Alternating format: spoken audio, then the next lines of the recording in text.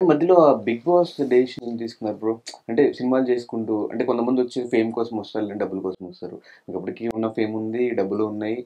దేనికోసం మీరు మళ్ళీ 'బిగ్ బాస్' షోకి డబ్బులున్నాయంటే నేను చెప్తాను ఇప్పుడు. హ్మ్. డబ్బులున్నాయంటే అదే అదే అంటారు. ఇట్లా నన్ను చూసి అట్లా అనుకుంటారు. హ్మ్. అలా కాదు. డబ్బులున్నాయి ఇన్ ద సెన్స్ ఏంటంటే, ఎవరికైనా ఎంత డబ్బున్నా ఇప్పుడు నేను ఆ టైంలో యూఎస్ వెళ్ళిపోయి 1 సంవత్సరంన్నర, 2 సంవత్సరాలు ఏం చేయలేదు. అంటే ఏం చేయలేని సెన్స్ ఓకే. ఒక రెస్టారెంట్ ఏదో ఒకటి అనుకున్నాము, అది చేసాము. మధ్యలో ఒక కోర్స్ చేశాను. ఎందుకు ఇంక సినిమాలొద్దు, ఇండస్ట్రీ వద్దని ఎళ్ళిపోయారా ఆ టైంలో? అహా! సినిమాలొద్దు, ఇండస్ట్రీ వద్దు కాదు. ఆ! నేను చేస్తున్న సినిమాలు, నేను సెలెక్ట్ చేసుకున్న స్క్రిప్ట్స్ మీద నాకే సాటిస్ఫాక్షన్ లేకుండా అయిపోయింది. ఓకే. అంటే నేను చేస్తున్న వర్క్ నేను రేపొద్దున్న సినిమా చూస్తే, అరే! ఎందుకు చేశాను ఇది అనే ఫీలింగ్ నాకు కలిగింది కొన్ని సినిమాల తర్వాత. అప్పుడు నేనింకా అంటే ఆపేద్దామా లేదా అని కాదు, ఫస్ట్ ఎళ్ళిపోదాం ఈడ నుంచి. నాకు మైండ్ ఫస్ట్ ఎందుకంటే సినిమాలు చేస్తున్నాను, చేస్తూనే ఉన్నాను. గ్యాప్ ఇయ్యలేదు.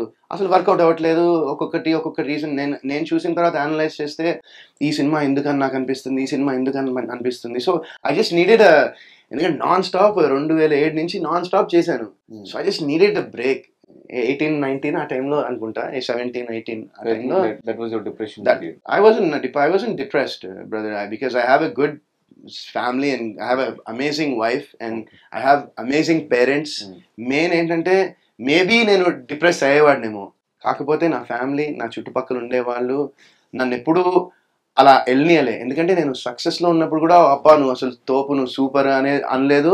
అండ్ నేను ఫెయిల్యూర్‌లో ఉన్నప్పుడు కూడా ఛీ! నువ్వు నువ్వు వేస్ట్ గాడివి, నువ్వు అసలు ఫెయిల్యూర్‌వి అని ఎవరు అనలేదు. హ్మ్. ఎప్పుడూ మా ఇంట్లో మా ఫ్యామిలీకి, నాకున్న ఫ్రెండ్స్‌కి అండ్ నేనంటూ తెలిసిన వాళ్ళకి నేనెప్పుడు వరుణ్ లేకపోతే సందేశ్ అంతే. So, they all gave me that love. నేనెప్పుడూ ఆ ఫీలింగ్‌లో అయితే ఎళ్ళలేదు. హ్మ్. అప్‌సెట్ ఫీల్ అయినా, హర్ట్ ఫీల్ అయినా, బాధ ఫీల్ అయ్యానా అంటే డెఫినిట్‌గా 100% యెస్ అంట. నేను మనిషిని, నాకు అన్ని ఎమోషన్స్ ఉంటాయి. హ్మ్. బట్ ఆ డెసిషన్ తీసుకోవడానికి కారణం ఏంటంటే, ఇప్పుడు మనం ఒక పని చేస్తున్నప్పుడు మనకు ఆ పని మీద ఏదో ఒక సాటిస్ఫాక్షన్ లేనప్పుడు మనం ఆ పని చేయడం కరెక్ట్ కాదని నాకు అనిపించింది. సో, నేను న్యాయం చేయట్లేదు. నాకు గాని నేను అద్దంలో చూసుకున్నప్పుడు నాకు నా మీదే అనిపించేది. ఎందుకు ఇది కరెక్ట్?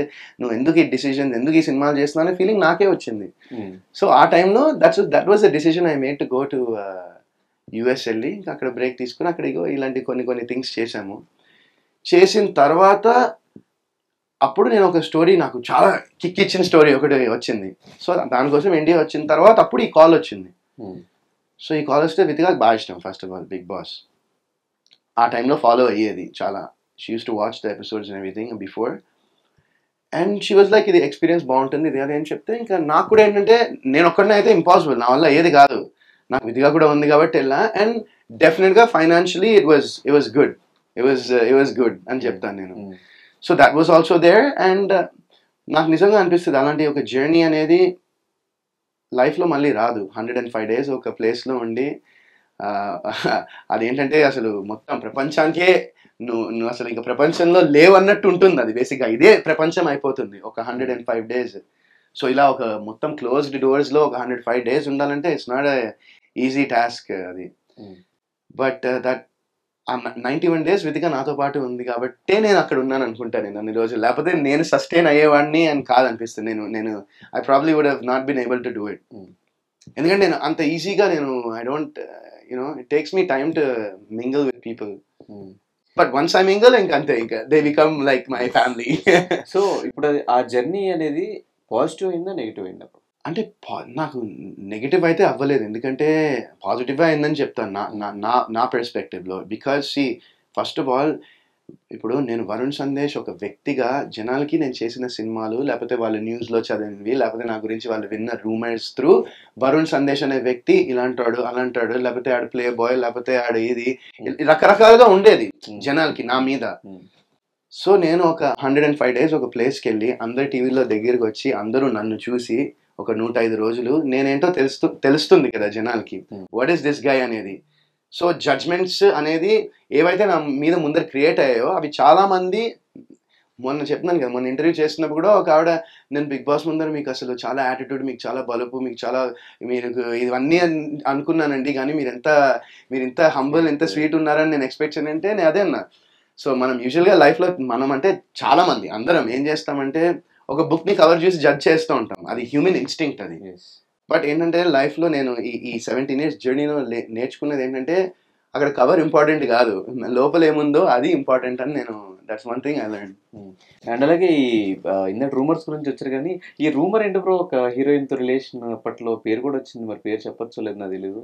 దాని గురించి మాట్లాడద్దు, ఎందుకంటే నేను హ్యాపీగా మ్యారీడ్ ఉన్నాను. సో ఇంకోళ్ళ గురించి నిజమా రూమరా లేకపోతే నిజంగా పాస్ట్ లో ఒక రిలేషన్ ఉండిందా అనేది డౌట్. నాకు దాని గురించి కామెంట్ చేయాలని లేదు.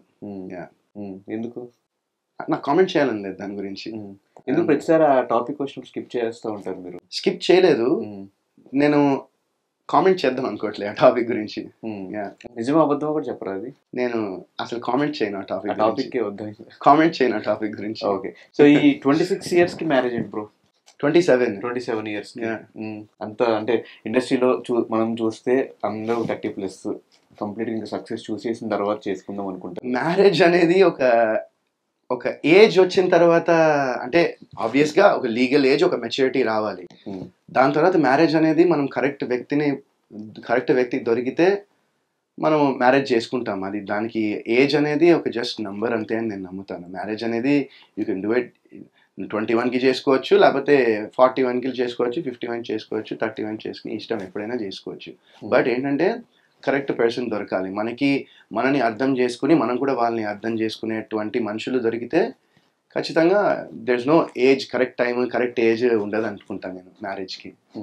2014 నుంచి పరిచయం కదా? 2014 అనుకుంటా. పడ్డానండి ప్రేమలో. మరి తినే కరెక్ట్ నా లైఫ్కి అన్న పాయింట్ ఎందుకు వచ్చింది? తినే కరెక్ట్ అనే పాయింట్ ఎందుకు వచ్చిందంటే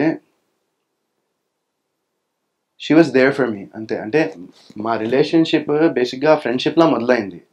so we used to be friends first and we started talking to each other. And నాకు తెలియకుండానే నాకు తన బెస్ట్ ఫ్రెండ్ అయిపోయింది. నేను అన్నీ షేర్ చేసుకున్నా తనకు అన్నీ తెలుసు నా గురించి.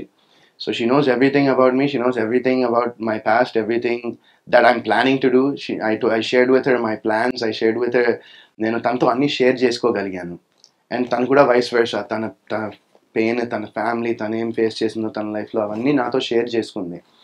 And we became very close friends. And after that మా ఇద్దరి మధ్యన ఎక్కువ మాటలు కానీ, డేట్లు కానీ, లేకపోతే బయటికి వెళ్ళాలి కానీ, సినిమాలు థియేటర్కి వెళ్ళాలి కానీ, షికార్కి వెళ్ళాలి లేవు. సో అది ఎలా ఉండిందంటే తన మైండ్లో ఫిక్స్ అయిపోయింది నాతోనే షీ వాంట్స్ టు ట్రావెల్ అని. సో నన్ను అదే అడిగింది, నువ్వు కూడా అది ఫిక్స్ అయితే మనం ఇంకా డైరెక్ట్ పెళ్లి చేసుకుందామని అడిగింది. సో నేను ఇంకా ఐ వాజ్ లైక్ డన్. మా చెల్లికి కూడా పరిచయం ఉండింది వితిక, ఫస్ట్ మా చెల్లికే పరిచయం. సో అలా మా చెల్లి నుంచి మా మమ్మీతో మాట్లాడి, మా డాడీతో మాట్లాడి నాకు భయంకరంగా అంటే నేను బాగా కనెక్ట్ అయిపోయిన థింగ్ ఏంటంటే, నేను ఒకసారి మేము ఇంకా అప్పటికి రిలేషన్ అంటే వీ వర్ జస్ట్ టాకింగ్, అప్పుడే మా రిలేషన్ స్టార్ట్ అయింది. అయిన తర్వాత నేను యూఎస్లో ఉన్నాను, లాస్ వేగస్కి వెళ్ళాము న్యూ ఇయర్కి, 31st December న్యూ ఇయర్కో బర్త్డేకో నాకు ఎగ్జాక్ట్ గుర్తు రావట్లేదు, బట్ న్యూ ఇయర్కి అనుకుంటా. లాస్ వేగస్ వెళ్ళాం నేను, మా మమ్మీ, మా డాడీ అండ్ మా చెల్లి వెళ్ళి ఇంక అక్కడ సెలబ్రేట్ చేసుకుందాం అంటే తను ఇక్కడ నుంచి నన్ను సర్ప్రైజ్ చేసి యూఎస్కి వచ్చేసింది న్యూ ఇయర్కి. నాకు గుర్తులేదు, న్యూ ఇయర్కి వచ్చింది. నాకు అసలు ఫ్యూజ్ అవుట్, ఎందుకంటే నా లైఫ్లో ఎవరు అలాంటి సర్ప్రైజ్ నాకు చేయలేదు. సో అది నాకు భయంకరంగా నచ్చింది. అండ్ ఈ సర్ప్రైజ్లే కాదు, తనతో ఉంటే నాకు ఎవ్రీడే ఒక సర్ప్రైజ్ లా ఉంటుంది ఈ రోజు వరకు కూడా. So that is what she's full of surprises and she's చాలా కైండ్ హార్టెడ్ వ్యక్తి, చాలా పెద్ద మనసున్న person Vithika. So that is what I love about her. Lucky bro, ఇప్పుడు కూడా పాపం వెళ్ళేటప్పుడు కూడా తినేసేళ్ళు, బయటికి తినేసేళ్ళు 4 చెప్పారు మరి ఇంటర్వ్యూ మధ్యలో ఆపు మరి. సో ఈ